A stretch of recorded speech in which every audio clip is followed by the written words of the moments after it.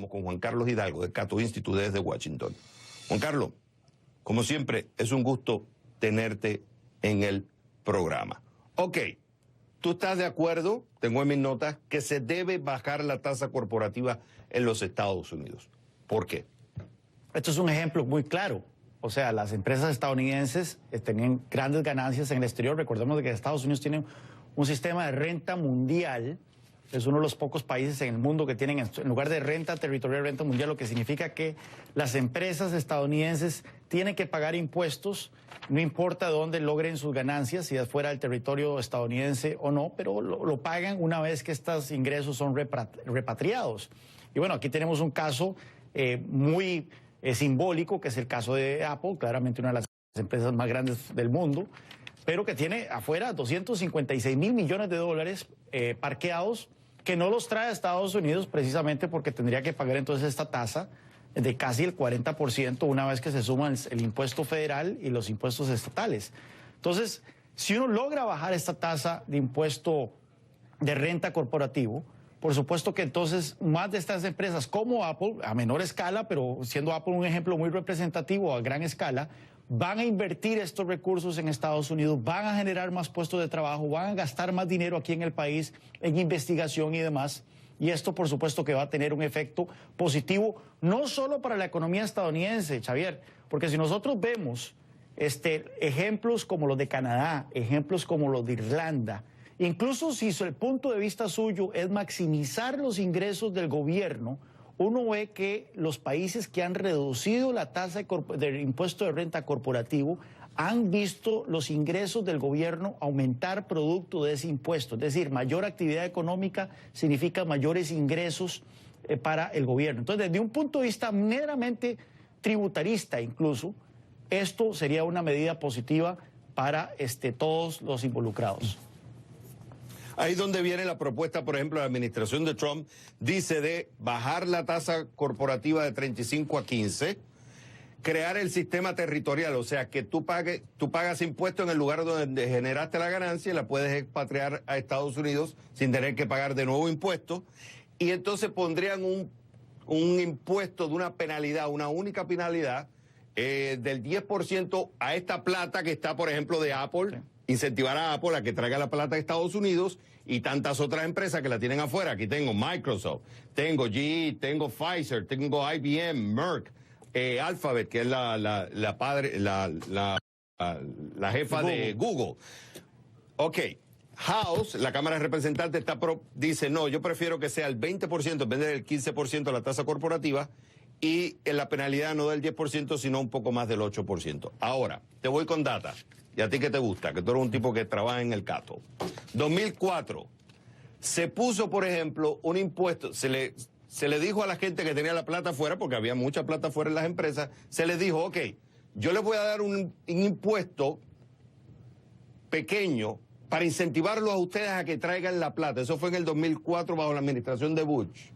Porque supuestamente iba a incentivar a las empresas a traer la plata, iban a generar empleo, y el resultado es que no fue así. No. Todo lo contrario. Las empresas decidieron dejar la plata afuera porque parte del estudio dice, es que claro, si veo que la entro y te incentivo a que tú no me vas a penalizar, pues entonces la sigo dejando afuera para que entonces tú me des más beneficios. O sea, el efecto fue todo lo contrario. Entonces aquí vienen las críticas de permitir que esta plata entre bajándole la tasa impositiva. Uno, lo que estás haciendo es incentivando a nivel corporativo, dándole mayores beneficios, lo cual le haces un hueco a la deuda de los Estados Unidos porque tú necesitas esos ingresos. Y segundo, que la reacción de las empresas no va a ser traer la plata, sino que la van a seguir dejando afuera. ¿Qué dices tú?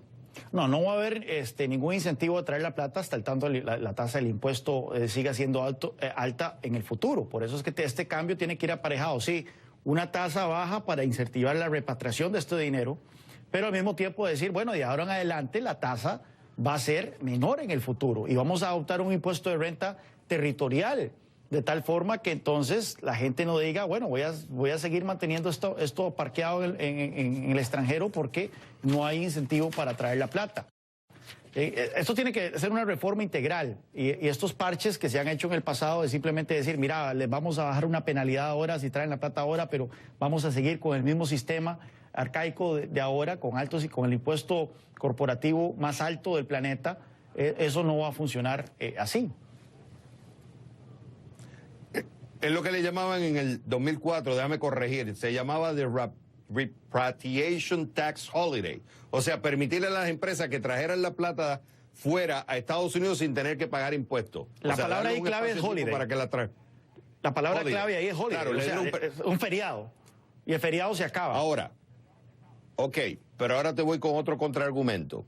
Según estimaciones del Brookings Institute, el costo entre el House, fuera del Trump, estaría entre cerca de 2 a 2,5 billones. O sea, trillion in English en un periodo de 10 años, 2016 al 2026.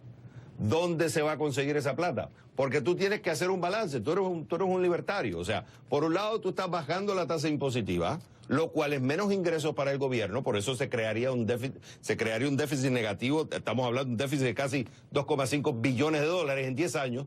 ¿De dónde se va a conseguir esa plata? Pero es que esta plata no está al alcance del gobierno estadounidense en este momento, ese es el punto. O sea, estamos diciendo, mira, esta plata, tenemos todos estos miles de millones, cientos de miles de millones de dólares fuera del extranjero, y si toda esta plata entrara pagando la tasa actual, sí tendríamos un ingreso de X. El problema es que esa plata no va a entrar al país con esa tasa. Entonces, no son ingresos que se van a perder, son ingresos que nunca han sido estimados por el gobierno federal.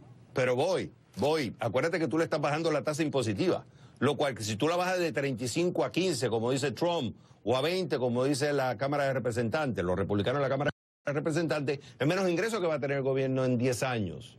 No. Si tú quitas el sistema si tú quitas el worldwide system o el sistema global, entonces también es menos ingreso que va a recibir el gobierno. Entonces, ¿cómo tú vas a recuperar ese dinero? Pues tú tienes que estimar a largo plazo, tú eres un tipo que hace análisis.